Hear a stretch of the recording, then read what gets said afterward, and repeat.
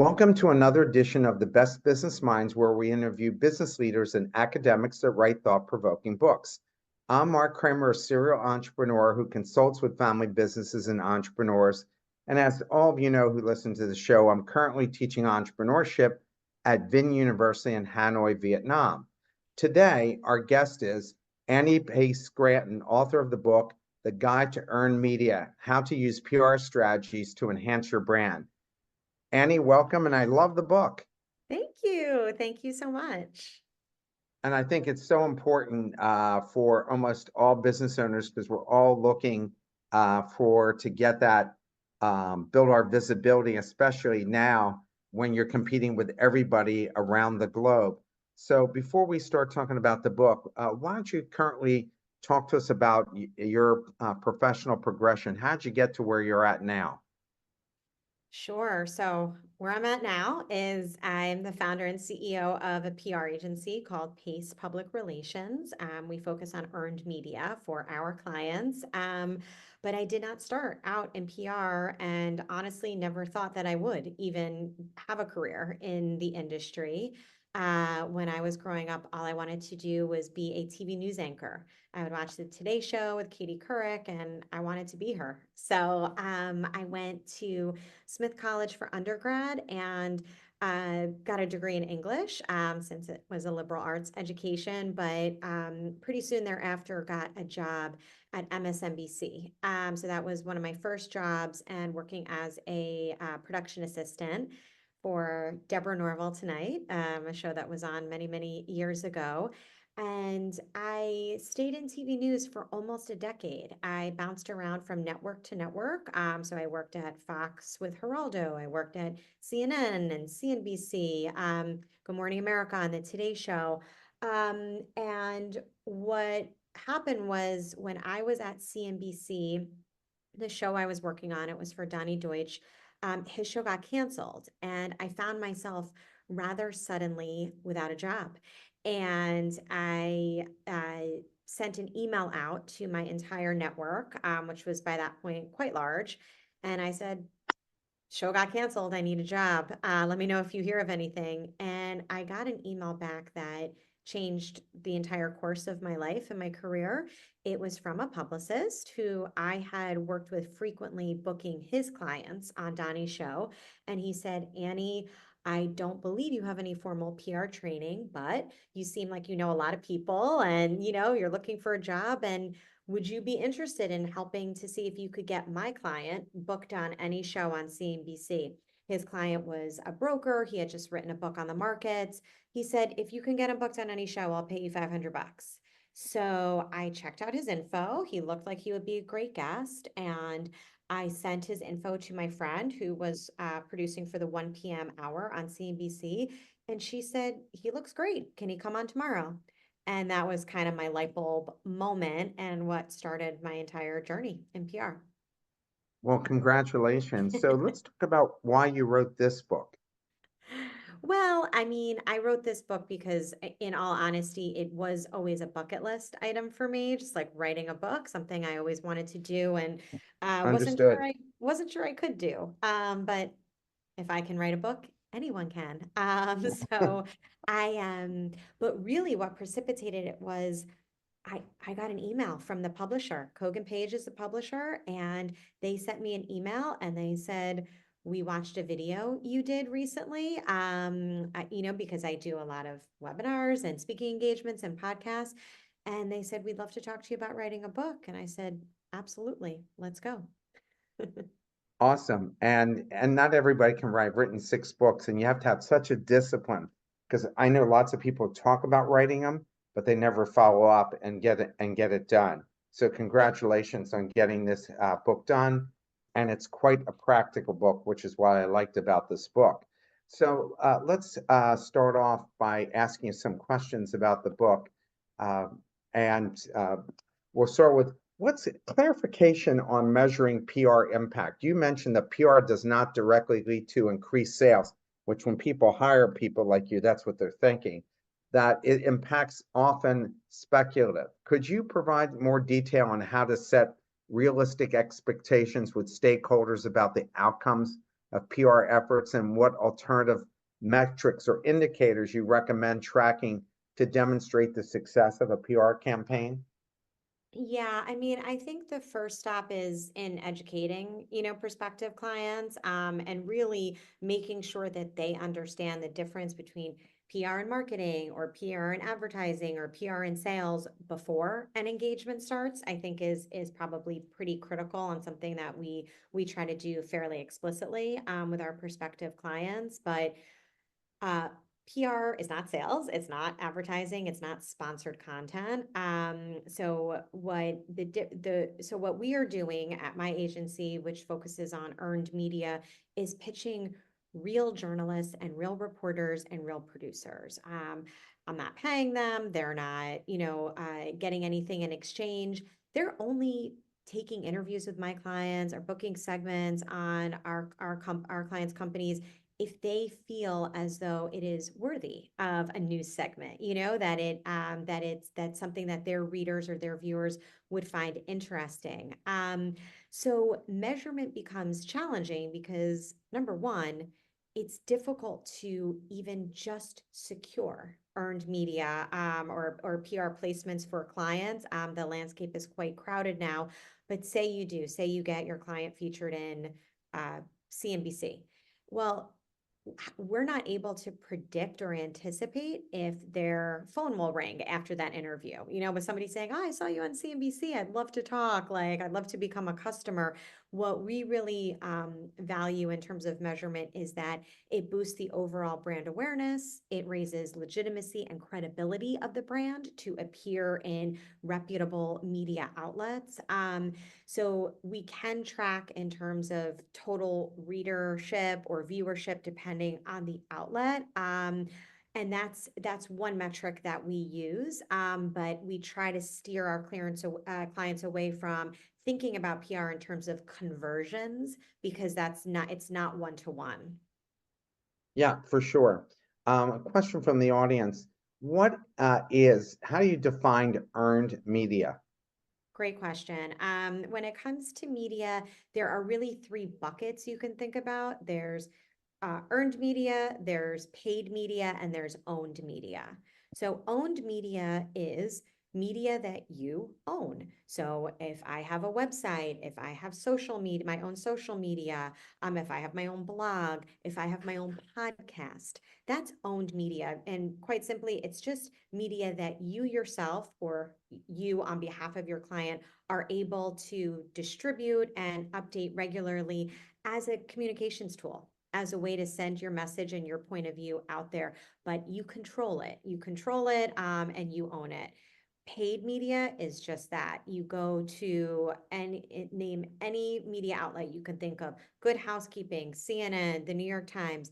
They all have paid or sponsored content or straight up advertisements, where it'll cost you a significant amount of money, but the end result is kind of this in between product where a lot of times it really looks like an earned media, a real article, but it's actually paid content. And then the third bucket, earned media, is when you have to earn it. And by that, I mean, quite simply, I am pitching a reporter and saying, here is my client, here's what's interesting and unique about them. What say you? Do you think you'd be interested in meeting them or writing an article?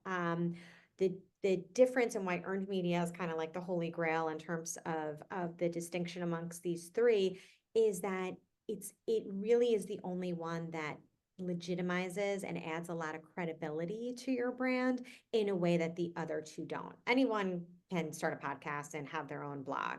Anyone, if you have enough money, can pay for sponsored content on a media outlet, but not everybody can get featured prominently in a well-respected news outlet just by their own merits. And so that's kind of where PR comes in. I have great respect because I've done this kind of work too, and how difficult it is. And sponsored columns, what kills it is when they put the word sponsored at the bottom of the page, it basically throws your credibility right out the window. Uh, It does. I don't even read that stuff in magazines. Yeah, because consumers are becoming smarter. Several years ago, you might have been able to kind of scoot under the radar without maybe everyone noticing. Now you can, you do notice. I think, it's become a lot more important that the publisher indicates that it's, sponsored or paid content there. So that is easy to see. It's not bad. I mean, it's still a way to get your message out there. It just provides a different value, I believe, than earned media does. Yeah, I think it's just like when people can't get a publisher to publish the book and they self-publish. I get it with professional speakers because it's a revenue stream for them. But for the vast majority of people, it doesn't, you don't have the same credibility. So you get helping somebody get on is infinitely more credible. What do you think about Melania Trump wanting to charge $250,000 for her to be interviewed? I mean, I think it's obscene. Quite frankly, I don't understand it. And I don't think there are too many news outlets that would do that.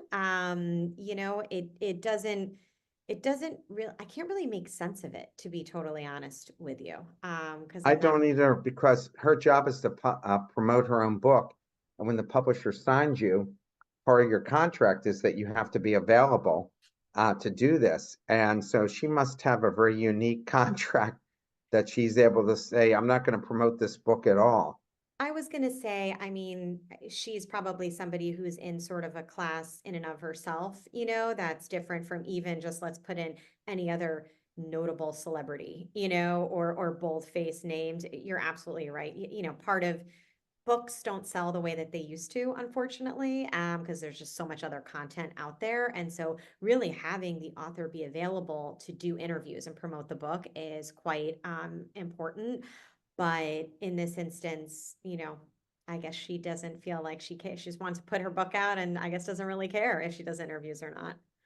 I wonder if a publicist came up with the idea of her doing that because it's gotten her a ton of publicity. And maybe people are going to read this book because she basically says, you got to pay me to talk. And I'm sure there's a lot of people who hate the media and think that, oh, good for her. She's making them pay her as opposed to them making money off of her through advertising and all the other things. So I think there's kind of a twisted, unique take on this. Sure. I mean, that could have been a strategy, but at the end of the day, I think whoever was going to read her book is going to read her book. And I don't really know if any of that would have mattered, to be totally honest with you. Yeah, I just thought it was interesting that she had done that.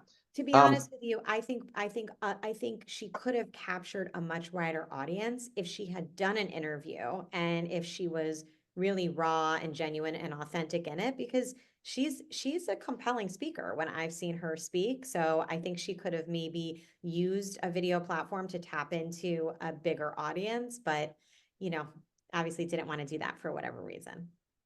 yeah, I think you're absolutely right. A guidance on personal brandings. In the section about personal branding, you provided several steps for identifying and maintaining a personal brand. Can you elaborate on specific strategies or tools individuals can use to regularly assess and refine their personal brand to ensure it remains aligned with their evolving professional goals and market trends? Yeah, I mean, I think like first of all, everybody should think of what their personal brand is. There is no one too junior on the corporate ladder, or too far along in their career where it's not a worthwhile use of time, I think, to really hone in on your personal brand. Once you have done that, I think that it's a nice a way to keep that updated is to set routine reminders, whether it's once a quarter, twice a year, or once a year, where you can actually just dedicate time to thinking about what your personal brand is and how you communicate that to your manager, to your CEO, and to the external world. One nice way to just kind of check in on your personal brand is look back over the course of 6 months and assess your various LinkedIn posts. Are they all sort of on brand and on message for who you are and what you want to be communicating to the external world? If they are not, or if you have not done much in terms of LinkedIn content posting, that might be something that you want to change. I think that it's nice to always go to colleagues, former colleagues, or your own manager and ask them and just say, like, what do you think are my strengths and weaknesses? Like, do you think that I'm performing in line with how you describe your personal brand? Getting feedback is pretty important. So I think you could probably do those things pretty regularly to make sure it's maintained. You mentioned the importance of making consumers feel like they're part of something bigger and how it can how it can lead to happy customers who may create their own social media posts. Could you provide some specific examples or case studies where a brand successfully leveraged this strategy to enhance their PR efforts? Yeah, a ways back, several years now, we worked with Away, the luggage brand, when they were first launching. And what they did really well and continue to do really well is brand themselves as much more than just luggage or travel accessories. They really branded themselves as a lifestyle kind of brand, of a group of people who collectively come together because they have a love of travel and they believe that traveling the world leads to better things. You get to know people from different parts of the world, different experiences, expands your mind, your heart, et cetera, et cetera. And I think that they really were able to capture that sentiment in a lot of their social media posts and a lot of their own ads in the way that they spoke about their brand. And I think those who have away luggage really love it and follow them. Jen Rubio, one of their co-founders, is somebody who a lot of people follow on social media in an aspirational way.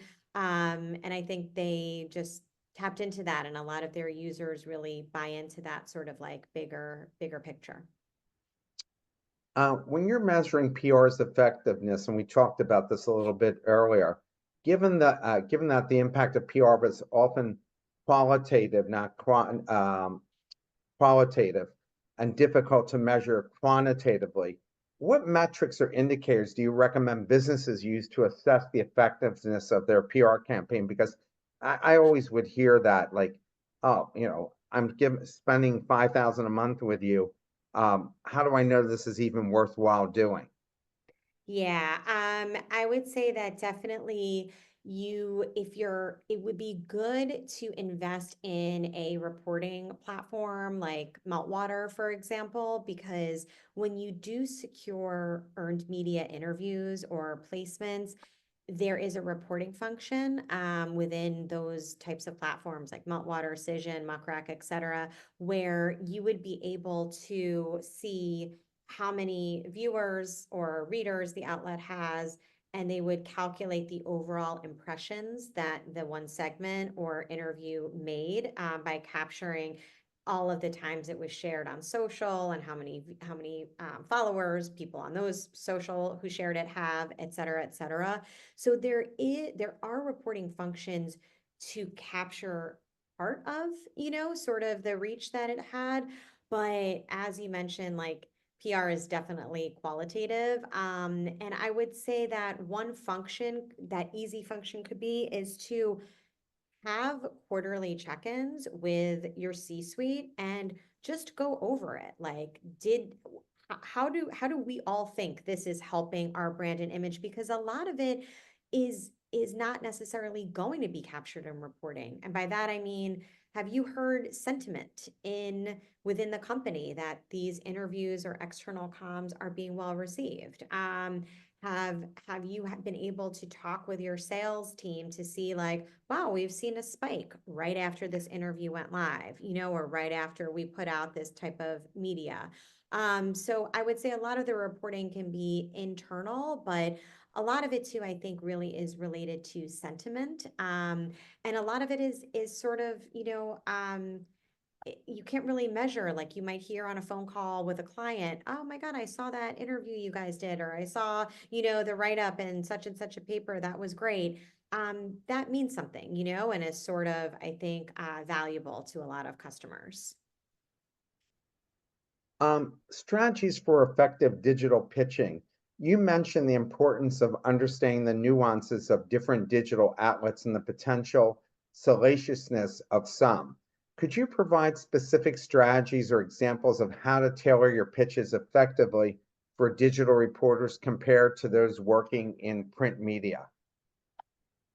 Well, it all comes down to research. So if you are trying to pitch a reporter, you absolutely need to spend the time getting to know her or him. And by that I mean go to their page on the print or digital outlet that they write for and read 5 or 6 of their previous articles.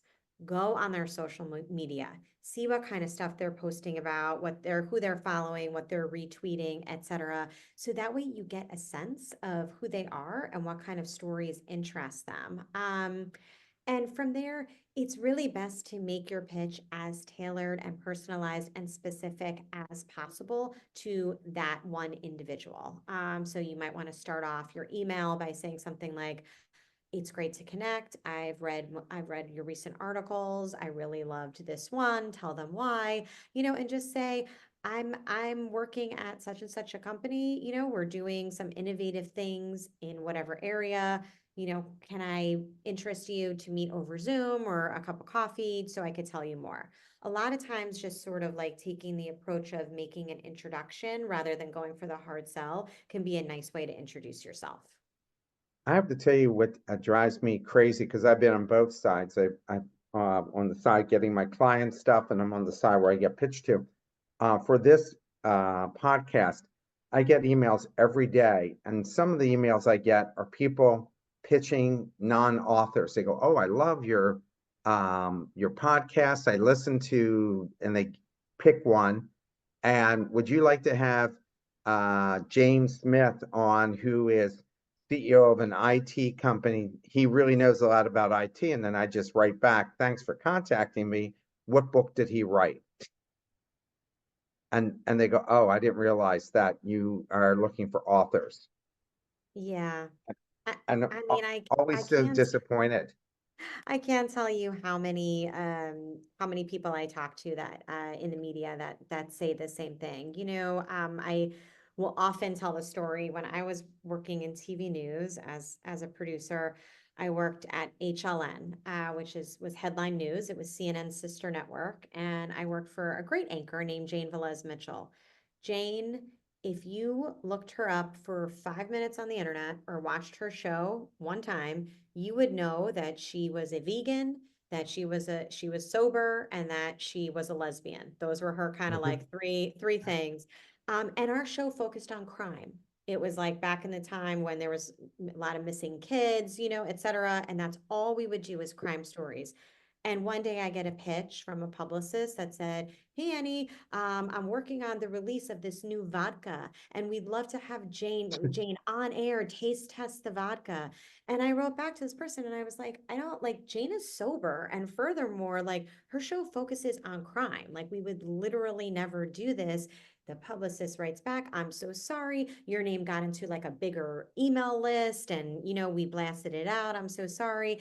And, it's like things happen and that's okay. But you have to do your research because it just makes you look so bad, if you haven't taken 5 minutes to look at the person who you're reaching out to. I'm 100% with you, and I've always done it that way just to make sure the match is right when you're pitching them. I just don't get it when they do that. Regarding metrics and measuring, given the emphasis on tracking metrics like clicks and hyperlink performance in digital PR, what are some best practices for getting and interpreting these metrics to evaluate the success of a digital media campaign? And additionally, how can these insights be used to improve future PR strategies? Yeah, I mean, I think digital is really where it already is, I mean, there's still radio, there's TV, there's print, there's podcasts, but digital is really the only way that with those hyperlinks, as you're saying, like if you get your company featured in the Wall Street Journal online and they hyperlink to your company's website, you would be able to track fairly easily how much traffic, was coming in as a direct link to that hyperlink. The other way that it's really important is in terms of lifestyle clients of ours, those that have products that they are trying to promote. A really big and growing part of our industry now is affiliate marketing. And really all that means is that the product that you're pitching and the publisher, meaning the media outlet, if they're writing about, the product, they're sharing the revenue. That's basically all that means, is that if there's an article in the New York Times, the 5 best hair dryers of 2024, and you click on one of those hair dryers and you buy it, you purchase that hair dryer as a direct relation to that link that you clicked on, the company doesn't get 100% of that sale. They get maybe 90% of that sale or 80% of that sale, and the other 10 or 20% goes to the publisher. So it's kind of the media landscape is changing so much because, as we know, traditional media is just taking a hit these days with, the social media and just other ways that people are getting their news and content and information. So it's a way for these publishers to generate money. Yeah, I mean, is it Good Morning America? One of them has a time during the telecast where they're selling you products like their QVC and That's like that's how it all is. I mean, I think even CBS Mornings, tried to hold off maybe on it's it, CBS Morning. they tried longer, I think because it's for those of us who grew up in like old school newsrooms, it's hard. It's difficult to swallow because it's just so different, from 20 years ago when I was in a newsroom. But they have to do it. They just absolutely have to do it because there's not enough advertising dollars anymore that are going to keep these large scale morning shows afloat. When you look at LinkedIn and you do a post on LinkedIn, what really matters there? Like you'll see, oh, 100 people supposedly looked at it. How do you Yeah. interpret when you post something on LinkedIn, whether it's effective or not? Well, I mean, I think obviously you can see, like you said, like how many impressions or how many people read it Yeah. or clicked on it or whatever. But I don't even know that that necessarily matters. I think like it's about first of all, did you get any direct leads or feedback as a result of it? But again, I'm going to go back to personal branding as under the PR umbrella being qualitative, not quantitative. I am a frequent LinkedIn poster, of all different types of content. And I probably get about once a week somebody who reaches out to me over email and says like, "Oh, I follow you on LinkedIn. I saw something you posted. That was neat. Like it made me think to reach out." So I don't know necessarily that it's any one thing that will do it, or if there's a way to say like, do these 5 things and you will absolutely see a benefit in terms of your LinkedIn posting. But I do think frequency and staying on message is really important here. At least it's worked for me.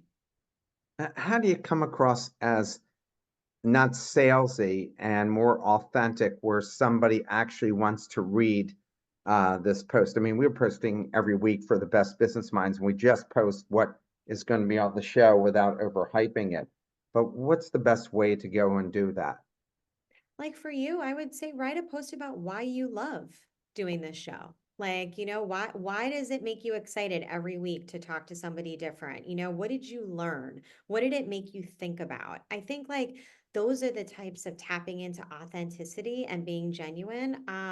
Because there's posting for the best business minds show, but then there's also Marc Kramer, right? And so like making that distinction. And I think when you're posting on LinkedIn, give people a little bit of an insight into what you're thinking about personally, write it from that first person perspective. Like I think we're all humans, right? So like just remember that. Like if there's something that you found interesting or compelling or that was you weren't sure how to handle it, probably people out there who would read your post would be there's a lot of them that would think the same thing.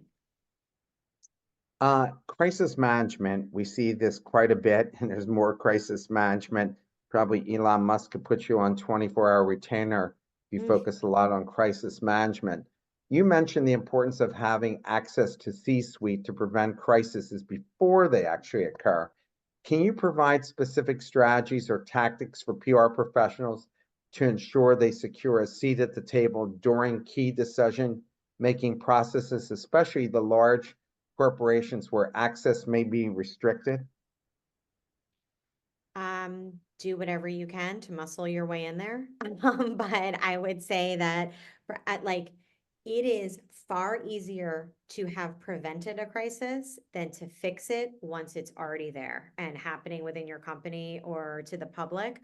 So what I would say is that um, if you are able to recall or figure out past instances where it would have been more beneficial for the company to have had a comms director involved in key decision makings prior to something happening. You might be able to talk to your manager or CEO or whoever is your direct boss about those instances to make your case for why you should have a seat at the table.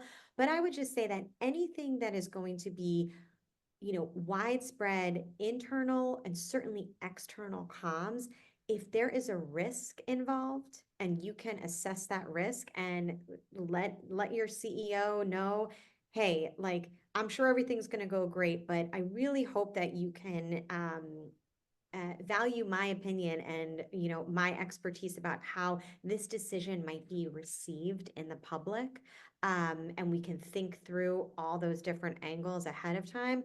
I would hope that that CEO would appreciate that, and want that input. You discussed multiple types before I ask this question, what kind of CEOs do you stay away from that you don't take on as clients? What concerns you when you're talking to a potential client? What concerns me? Let's see. Somebody who right off the chain, right off the bat, has no concept of PR and doesn't seem to care about PR. Usually when we get hired or PR firms get hired, it's from, the internal comms person, right? Who's making that hire. But a lot of times we need to be able to leverage the CEO as a subject matter expert and as a thought leader in the work that we're trying to secure. So if that CEO or thought leader is not going to make themselves available, if they're not interested, if they don't see the value in it, then there's literally no point in the work that we're doing. I also think it's difficult to suss out, but to our earlier point, we really want to work with people who are authentic and genuine to their mission. And without that level of authenticity, particularly if you're going to put a CEO out for like a broadcast or video interview, it's going to probably not end well. Yeah, I agree with you totally. Do you have to find that they have to be coachable? Hmm. Yeah, I mean, I think that these days, as opposed to like even 10 years ago, more CEOs and C-suite executives are quite open to being coached, and they want to be, because I think it's just becoming more and more apparent the risk if you're not, and you put a bad interview, or a bad video out there. Um, but yeah, like not everybody needs it, but everybody can get a value from it. Absolutely. And like, especially if it's a live TV interview, you can't take that back. So you need to really make sure that you're fully prepped. You discussed multiple types of media outlets for securing earned media, including newsletters, social media, various broadcast options. Could you elaborate on how to prioritize which media forms to target first based on different client needs or campaign objectives? And any tips for integrating these tactics into a cohesive PR strategy? Yeah, I mean, so it's really different for each and every client because, and I'm speaking from our own experience. We have solo practitioners, small businesses, medium-sized companies, and large scale billion-dollar public companies that we work with. So first and foremost, you have to understand the goal of the client. What is the goal? The goal of the business, and then what is the intended goal for bringing in PR support?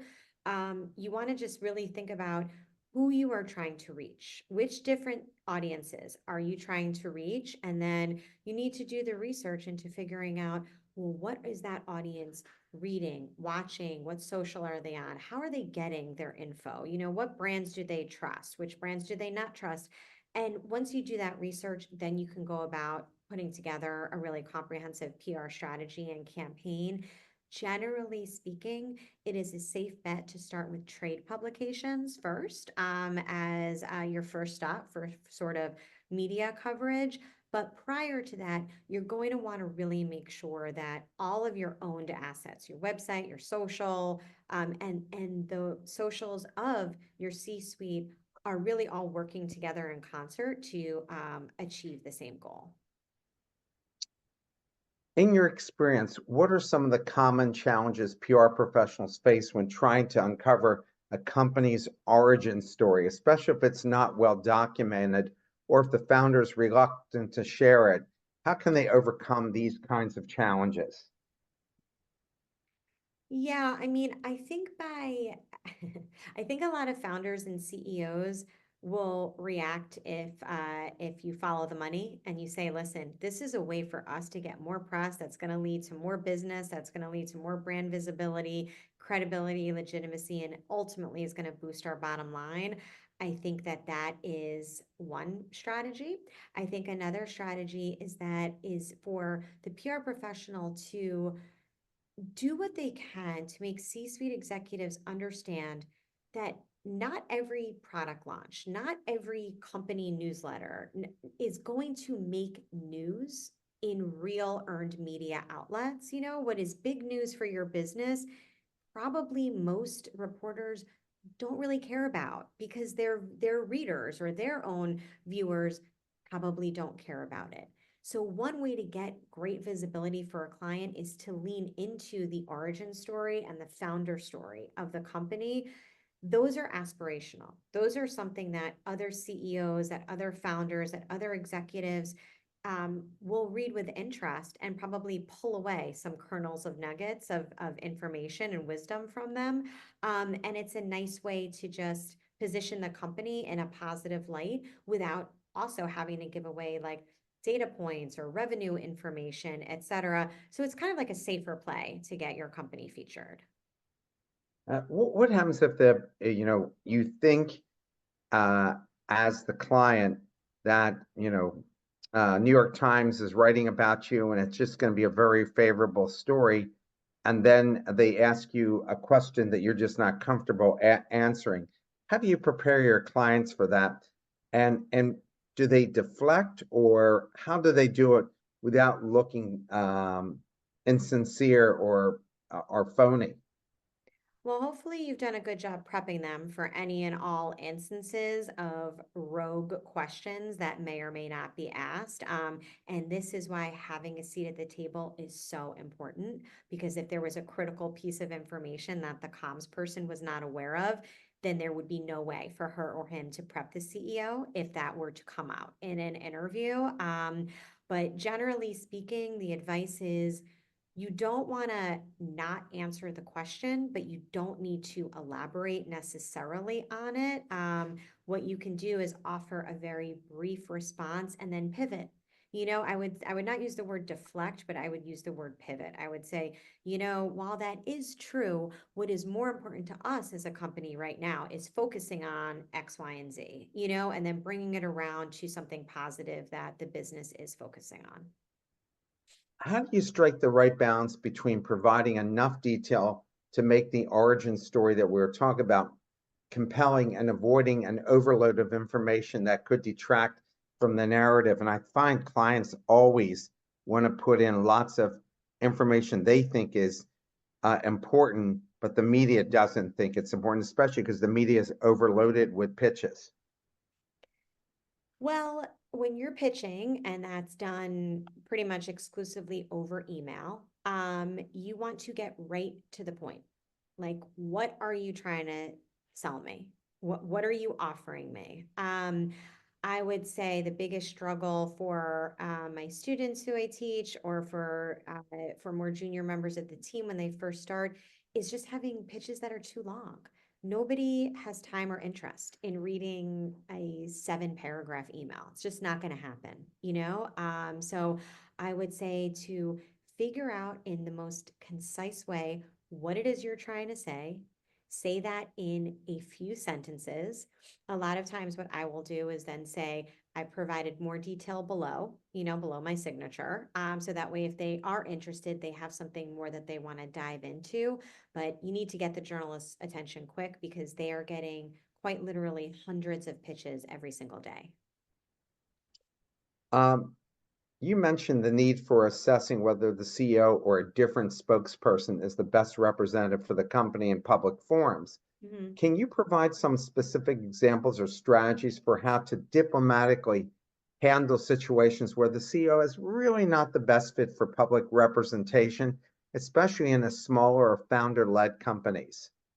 Yeah, I would say that having a strong relationship with the internal comms team is pretty key in this very thing, because in all likelihood, the internal comms team will probably be aligned with what your gut instinct is saying anyway. Another way to kind of back into it is by explaining and educating the client about the media landscape. And what I mean by that is there has been and is still a big push to have more diverse guests and diverse expert sources for journalists and producers. So if you are able to tap into somebody on your client's team who is a minority or a woman,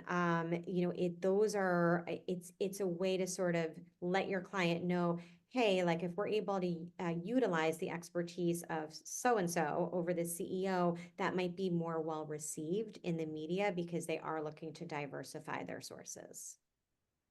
You provide a detailed example of your personal goal tracking system, including reflecting on the biggest wins and failures each week. Could you delve deeper into how you balance these reflections with ongoing client demands and how this practice has evolved your PR strategies over time? Well, it's not a perfect practice because I certainly, unfortunately, am guilty of not keeping up with it every single week. But I think for working at an agency specifically, or even any of us who work in like really high pressure, high fast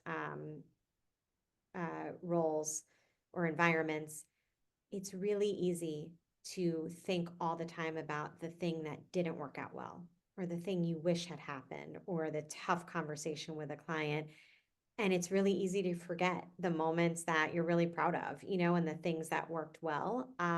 So I think if you can make time and space to capture those winning moments and keep them in a notebook or on a post-it note or somewhere where you can just see it often, I think it boosts morale. I think it leads to idea generation.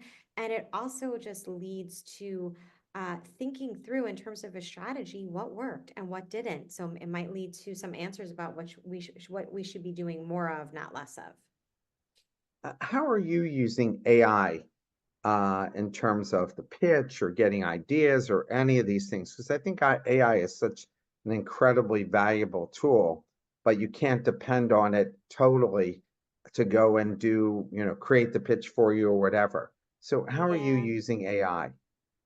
Very carefully would be my first answer. I think there is we have to embrace it obviously as every industry does, but brands for PR want to hire people, not a machine, because they are trying to reach people as their customers or their clients, and that just obviously can't be done through AI necessarily. So we are using AI for idea generation. So coming up with new trend ideas or different ways that we can be creative. We use it sometimes in our proposals if we're wanting to synthesize data or different reports that we've put together, that might be, we feel comfortable using AI in those capacities. But in all honesty, we're not using it all that much because we want to preserve sort of our own like creativity and, human spirit that we bring to the table. Yeah, I mean, of course, you could become dependent, then the client wonders, why am I hiring you when I can just use it Yeah. myself? You mentioned that personal elevator pitches and the company's brand pitch can sometimes morph together. Could you provide specific examples or case studies where the integration has effectively helped individuals and their companies achieve their PR goals? Yeah, I mean, I think like with my own company, it's definitely like sort of part and parcel, I would say. So I'm the founder, so I can speak about my own strengths that I bring to the table, but those strengths are also the strength of the company. So I think when you're giving an elevator pitch or you have 30 seconds to get a hold of somebody new, who's important to you, it's definitely a way to leverage it rather than detract, because you can have the opportunity to talk about what you do best, but then also round it out by the capabilities of the full agency. Handling different audiences, how should you adapt an elevator pitch when addressing different types of media outlets like TV producers versus podcast hosts or varying audiences, potential clients versus stakeholders? Are there core elements that should always remain consistent regardless of the audience? Yeah, I mean, and that is the messaging. What are you trying to get across? Is definitely something that is consistent across all media. I would say the differences lie in, again, who you're pitching and the type of media that you're pitching. If you are pitching, a columnist who once a week puts together a 5,000 word column where he pulls upon various different ideas, you're going to want to pitch him an idea, not necessarily, hey, write about my client, but you're going to want to extrapolate sort of from reading his previous columns what his point of view is, generally speaking, on an issue, and find a way to back your client into it. If you're pitching CNBC, which does up to the minute financial news, you're going to want to say, like, my client, runs an asset management firm. They have 1 billion AUM, and he can give you the 5 hottest stock picks, or why Tesla is going to short today, or whatever, So that's like, it is actually quite different, but I guess sort of the message on what they can get across can remain the same. When engagement tactics for smaller organizations, you mentioned the importance of preparing and understanding the industry's news and trends for thought leadership. What specific tactics or steps would you recommend for thought leadership in smaller organizations that may not have the resources or visibility of large corporations? I'd say the vast majority of my listeners are exactly these early stage or entrepreneurial companies. Yeah, well, whatever your industry is, if you have technology that's going to disrupt the bottled water industry, then I think every day you should go into Google News and type in water bottles and see what comes up. Every day you should be following Poland Spring and Dasani and, Vitamin Water and all the rest of them to see what they're doing. The first part of it is staying up on the news, and you have to make sure that you are spending time, as often as you can, news gathering. Once you have completed the news gathering, do you have an opinion? Is there something that's happening within the industry that you like or don't like, or that you're seeing as an issue that your new venture is going to solve? I think you can use those sort of opportunities to then write a thought leadership post for LinkedIn or your website. How can PR professionals effectively measure and demonstrate the success impact of thought leadership campaigns, especially to executives who may be more focused on quantitative metrics like sales or lead generation? I would just How do you explain sell to that? them. Yeah, I would explain that, PR and marketing is one big wheel, and thought leadership is one slice of it. So there's a million other aspects that can complete sort of, the full circle, the full picture, but thought leadership is one slice of it. So it's not, if your CEO is really busy or strapped for time, it's not something where they need to be writing a new op-ed once a week, or even once a month. If they have the ability to write a piece once a quarter or twice a year or even once a year, it's just another tool then in the comms professional tool belt to help to grow the brand and the overall image. But generally speaking, nowadays, consumers want to know about the leadership of the brand that they are consuming. They want to know who he or she is, what they stand for, what their beliefs are. They want to know about them a little bit. And so thought leadership is a nice way to do that. You highlighted the importance of posting effectively on LinkedIn to build thought leadership, and we were talking about LinkedIn a couple minutes ago.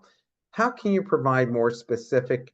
Can you provide more specific examples of successful LinkedIn posts that have significantly boosted the leader's public profile and credibility? And what are some of the best practices for engaging visuals and multimedia content in these posts?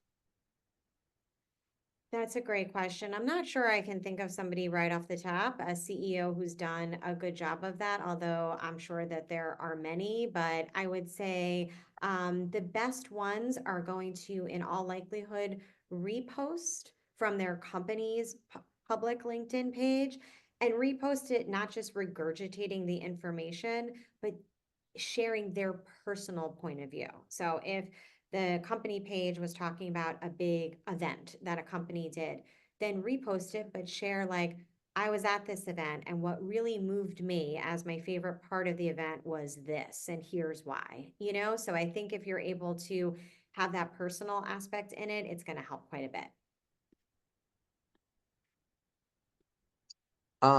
There are challenges of article placements and contributed articles. While discussing contributed articles and guest submissions, you mentioned understanding the available resources if a client isn't a natural writer, many of them are not. Could you share some strategies or tips for PR professionals to effectively collaborate with non-writer clients in producing high quality content that meets the editorial standards of major publications and again comes across as authentic? Yeah, I mean, you gotta have a conversation with the person whose voice you're trying to capture. Otherwise, it's just gonna probably not be right at all. So I would say to get your client on the phone or on a Zoom for 15 minutes, 30 minutes, whatever they can spare, and record it, record the call, and just ask a lot of questions. You know, come prepared to that meeting with the idea for the written piece, and then have at least a dozen questions ready to go where you're asking their opinion on X, Y, or Z in many different ways. That's gonna be your best bet. I would caution though against using AI in this process because many editorial submission guidelines, first of all, actively prohibit submissions that have used AI in terms of the content. And also they have systems now that will flag it, that will understand and know if you've used AI to write a piece, and then it will get rejected. Yeah, we have the same thing at universities. We have software that identifies that, and then that trips the students up a lot when we go and use it. But it's essential to making sure that people are actually genuinely providing you with real content they've developed. Strategies for developing pitch relationships. In your experience, what are some effective long-term strategies for building and maintaining relationships with TV producers, especially when you're starting with no prior connections? Yep. Well, first of all, if they have public profiles that are professional in nature, follow them on social media. And as step number one, you want to just try to get to know them a little bit. The second step is watch the show that they produce. It sounds really basic, but without understanding the type of show that they work for and their hosts or anchors or reporters, you're not going to have any clue. Um, the third would be, is there any mutual connection whatsoever? Did you go to the same school? Do you have one mutual friend on LinkedIn? You know, if not, I would advise to send a note and say like, I've been watching your show. I really love it. I'm this is my first job in PR and I'm trying to promote my client. Can I get, 5 minutes of your time on Zoom where, we can meet and I could tell you a little bit more about what we're doing? a lot of people are friendlier than we think that they are. So it's certainly worth a shot. So let's talk about customized media training techniques. Could you elaborate on some specific techniques or exercises for media training that individuals can utilize on their own or internally without hiring a professional media trainer, especially for preparing for high stress live TV interviews? And again, to me, it's all about coming across as authentic and real as opposed to rehearsed and seeming not to really answer the questions. Yeah, I would say absolutely to practice. So you don't need a media trainer to practice. Just have a friend, your spouse, a family member, a colleague pretend that they are the host or the anchor and ask you questions. Even better is if you can record that mock interview. People really sometimes feel alarmed when they watch back their performance and how they answered questions or how they sort of held themselves in terms of stature when they're giving an interview. The worst feeling in the world is when you give an interview and then you watch it back once the clip is on and you do not like how you looked, how you sounded, how you came across. So can't emphasize enough, just practicing even on your own in front of a mirror is going to be helpful. How do you can not control, but you're interviewed and like you said, you start to see the way they put the clips together. It's not exactly what you intended. How do you guard against the media misrepresenting? And it might not even been intentional on their part. You just didn't realize it until you saw it. How do you get them to not misrepresent what you're saying? I mean, hopefully you have the resources to have a good PR person who can handle that for you. But the simple answer is there's really no way to 100% safeguard against that. There's just not. The best that you can do is be forthright with all of your information, and stay as involved in the process as you can, and by talking to the producer or the journalist, and getting a sense of where they're going with the story. Balancing PR and speaking engagements, you highlighted the potential for speaking engagements to lead to significant media coverage and increased sales. However, considering the time and effort required to secure these opportunities, how do you recommend balancing the pursuit of speaking engagements with the ongoing efforts to secure earned media placements? Well, to your point, it does take a bit of time to secure speaking engagements. So it's something where I would recommend if you know there is a conference coming up that you would be absolutely perfect for, or that there is a big swath of your target audience who will be in attendance, that's probably a good use of your time to put together a really killer submission for a speaking opportunity. For I would say if you're smaller or you're just starting out, it might be okay to skip submitting to South by Southwest, or CES or one of the big ones, because those are so much more competitive. But if you want to spend some time finding industry specific events that are likely going to yield really significant new business connections, that could be a good use of time. Here's my last question for you. Strategies for overcoming nervousness. You mentioned that it's normal for speakers to feel nervous before taking the stage and that this nervous energy can be channeled positively. Do you have a specific technique or exercise that can help speakers manage their nerves and deliver a more compelling presentation? Yeah, I mean, first of all, be prepared. So you're going to be nervous if you don't feel fully prepared. That's happens to everybody. So make sure that your deck is in good shape and that you have practiced and rehearsed ahead of time for right before you go on. Take some deep breaths, do a 5-minute meditation, do the power pose so you can feel, ready and confident, and good to go. I have to say the hour went like super fast. Yeah. I really enjoyed hearing all of your insights onto this. I think you gave very practical advice. The book is a terrific, fast read. So anybody really wants to leverage PR and build their brand, it's a great book to read. So thank you so much for taking the time to speak with us. Thank you so much for having me. Everyone, have a wonderful weekend. We'll look forward to seeing you next week.